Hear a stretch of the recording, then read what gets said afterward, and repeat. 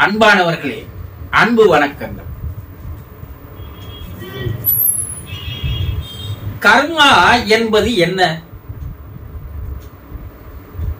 நீங்கள் தெரிந்து கொள்ள வேண்டிய காலத்தின் கட்டாயம் இது.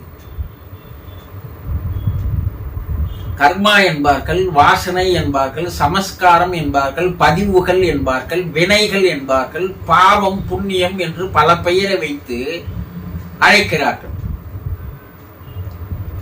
சரி, இந்த பதிவுகள், கர்மாவினுடைய பதிவுகள், ஒரு சிலர் என்ன சொல்லுவாங்க, அது அவன் தலையெழுத்து, தலை விதி, அவன் வாழ்க்கை அவனுடைய தலையெழுத்தின்படிதான் நடக்கிறது, அதை நாம் மாற்ற முடியாது என்று சொல்றாங்க இல்லையா? நிச்சயமாக அந்த தலையெழுத்து, தலைவிதி என்பது உங்களிடம் இருக்கிறது. அதில் எந்த விதமான சந்தேகமும் உங்களுக்கு தேவையில்லை.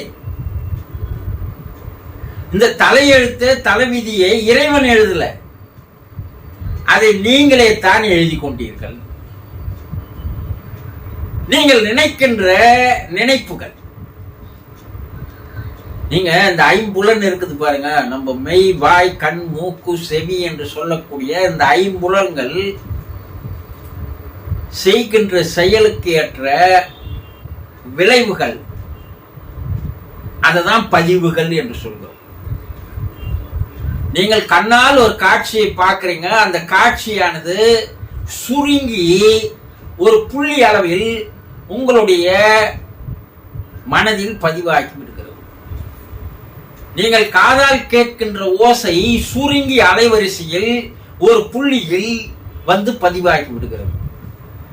நீங்கள் செய்கின்ற இந்த ஐம்புலன்களில் செய்கின்ற செயல்கள் எல்லாம் ஒரு ஃப்ரீக்வன்சியில், ஒரு அலைவரிசையில், ஒரு சிறு புள்ளியில் அது வந்து பதிவாகி நிற்கிறது.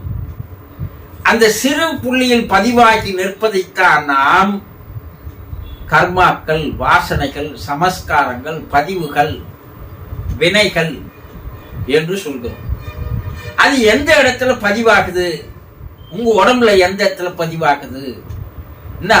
உங்களுடைய புருவ மத்தி என்று சொல்லக்கூடிய இந்த தேர்ட் ஐ என்று சொல்லுவார்கள், மூன்றாவது கண், அந்த கண்ணிற்குள்ளே ஒரு புள்ளி வடிவிலே எல்லாம் பதிவாகி இருக்கிறது.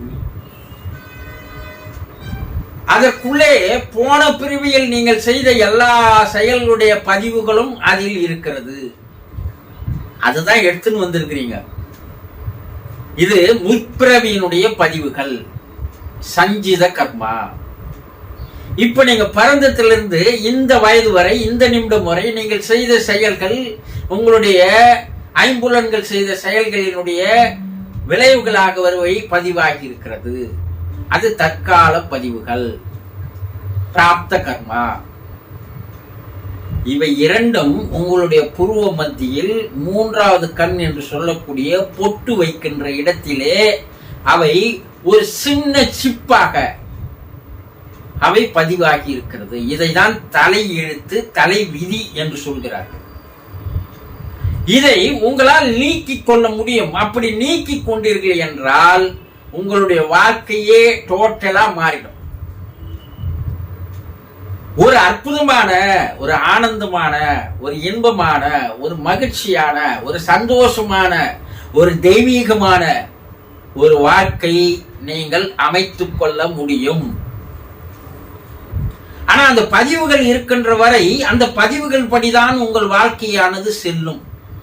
அதுல மாற்றம் இல்லை. ஏற்கனவே ஆல்ரெடி ரெக்கார்ட் ஆயிட்டு இருக்குது. இப்படிதான் நீங்க வாழணும், இப்படிதான் இது உண்டான பலனை அனுபவிக்கணும், இதுல நீங்க மாற்றிக்கொள்ள முடியாது, அதன்படி நீங்கள் வாழ்ந்தே ஆக வேண்டும் என்று ஏற்கனவே பதிவானதை வெளிப்படுத்துகின்ற செயல் தான் உங்களுடைய வாழ்க்கை. அப்போ அந்த தலைவிதியை, தலையெழுத்தை, அந்த கர்மாவை நீக்குவதற்கு உண்டான வழிகளை நீங்கள் தேடிக்கொள்ள வேண்டும். அதற்கு தான் உங்களுக்கு 6வது அறிவு தரப்பட்டு இருக்கிறது. இறைவன் உங்களுக்கு 6வது அறிவு எது கொடுத்தான்? நல்லா சாப்பிட்டு, நல்லா தூங்கிட்டு, நல்லா அனுபவிச்சுட்டு செத்து போகணும்னா அது நாய், நரி எல்லாம் தான் செய்யுது. அப்போ உங்களுக்கு எதுக்கு அதை கொடுத்தான்? எது நல்லது, எது கெட்டது? இதை பகுத்து பார்க்கின்ற, எது நல்லதோ அதை மட்டும் சேர்த்துக் கொள்கின்ற அறிவு தான் 6வது அறிவு. அப்போ அந்த கர்மாவை நீக்கிக் கொள்வதற்கு என்ன செய்யணும்? பல பேர் சொல்லுவோம், அந்த கோயில்ல போய் குளிங்க, இந்த தீர்த்தத்துல கங்கா ஸ்தானத்துல போய் குளிங்க, இந்த பரிகாரம் பண்ணுங்க, இந்த மாட்டுக்கு 21 நாள் 48 நாள் அவதிக்கிற கொடுங்க, உங்க கர்மா எல்லாம் போயிடும். அப்படின்னா இல்ல உலகத்தில் இருக்கிற எல்லாரும் கர்மா போய் எல்லாம் புண்ணியவான்களா வாழ்ந்துருக்கணும் இல்லையா? இது வரைக்கும் கங்கையில குளிச்சவெல்லாம் புண்ணியவானா மாறி இருக்கணும் இல்லையா? மாறி இருக்கிறானா?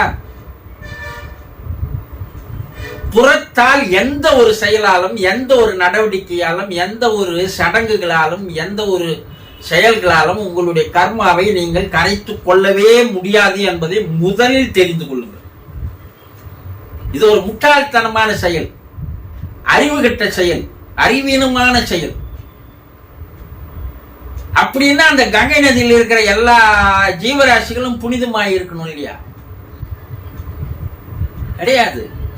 ஒரு முட்டாள்தனமா செம்மறியாடு ஒண்ணு போனா எல்லாம் பின்னாடியே போற மாதிரி எவனோ ஒருத்தன் போய் சொன்னான்றதுனால எல்லாரும் போய் விழுந்தீங்கன்னா, உலகத்தில் இருக்கின்ற எல்லா புண்ணிய நதியிலும் போய் நீங்கள் குளிச்சா கூட உங்களுடைய தலையெழுத்தை, தலைவிதியை நீங்கள் மாற்றி அமைத்துக் கொள்ளவே முடியாது. அப்ப என்ன செய்யணும்? உங்களுடைய தலைவிதியை, தலையெழுத்தை, கர்மாவை, சமஸ்காரத்தை, வாசனத்தை, பதிவுகளை நீக்கிக் கொள்ள நீங்கள் தான் முயற்சி செய்யணும். அது உங்களுடைய கடன். அந்த கடனை நீங்க தானே தீக்கணும். போய் புண்ணிய நதியில் குளிச்சுட்டு வந்தா கடன் தீர்ந்துருமா? 1 கோடி ரூபாய் ஒருத்தங்கிட்ட கடன் வாங்கிட்டு நான் போய் புண்ணிய நதியில் குளிச்சுட்டு வந்துட்டேன், என் கடன் தீர்ந்துச்சு, நான் குத்தம் விடுவானா? உன்னை யோசித்து பாருங்கள், சிறு சிந்திக்க வேண்டும். பதிவை நீக்குவதற்கு, அழிப்பதற்கு, கரைப்பதற்கு நீங்கள் தான் முயற்சி செய்யணும். அப்ப அந்த பதிவு செயல்படாது இருக்கணும்னா எந்த இடத்துல பதிவாகி இருக்கிறதோ அதே இடத்தில் இருக்கின்ற அந்த பதிவுகளை எரித்து விட வேண்டும். அப்பதான் அது மறுபடியும் செயலுக்கு வராது. அப்ப எரிப்பது எப்படின்னா, அங்க என்ன வத்தி குச்சி கிழிச்சு வச்சுக்கலாமா? தவக்கனல் மூலமாக, தவத்தினால் வருகின்ற வெப்பத்தின் மூலமாக, சூட்டின் மூலமாக அந்த இடத்தை நாம் நினைத்து பார்க்கும் பொழுது அங்கே பதிவாகின்ற பதிவுகள் எல்லாம் எரிந்து சாம்பலாக்கி கரைந்து காணாமல் போகும். இதுக்குதான் இறைவன் உங்களுக்கு பிறப்ப தந்திருக்கிறான், வேற எதுக்கும் கிடையாது. உன்னுடைய கர்மாவை நீ எடுத்து வந்திருக்கிறாய், அந்த கர்மாவின் அடிப்படையில் உனக்கு ஒரு பிறப்பு தருகிறேன். இந்த பிறவில்னா நீ போய் உன்னுடைய கர்மாவை கரைச்சிக்கணும், நில் பேலன்ஸ்ல என்கிட்ட வா, என்னோடு சேர்ந்துடு, என்னோடு கலந்துடு, என்னோடு கரைந்துடு, காணாமல் போய்விடு, மறுபிறப்பு இல்லாத நிலை எடுத்து விடு, தெய்வமாக மாறிவிடு. இதுதான் இறைவனுடைய நோக்கம், குறிக்கோள், லட்சியம். அதனால்தான் உங்களுக்கு இந்த பிறப்பை தந்திருக்கிறான். இந்த பிறப்பை நீங்க அதுக்கு பயன்படுத்தாத மேலும் மேலும் மேலும் மேலும் நீங்கள் கடனை வாங்கி கொண்டிருந்தால் எப்போது அந்த கடன் நீங்கள் திருப்பி தருவது? யோசனை செய்து பாருங்க. இது ஒரு குருவின் மூலமாக கற்றுக்கொள்ளக்கூடிய ஒரு அற்புதமான வித்தை, ஒரு சூட்சும வித்தை. உன்னுடைய கர்மாவை கரைத்துக் கொள்வதற்கு, நீக்குவதற்கு ஒரு குருதான் உங்களுக்கு வழிகாட்ட முடியுமே தவிர இறைவனாலும் வழிகாட்ட முடியாது. இதை நன்றாக தெரிந்து கொண்டால், அந்த கர்மாவை எப்படி நீக்குவது என்பதை தெரிந்து கொண்டால், இப்போது வாழ்ந்து வருகின்ற இந்த பிறவினுடைய வாழ்க்கையை நீங்கள் மாற்றிக்கொள்ள முடியும். புரிந்து கொண்டீர்களா? சந்தோஷம்.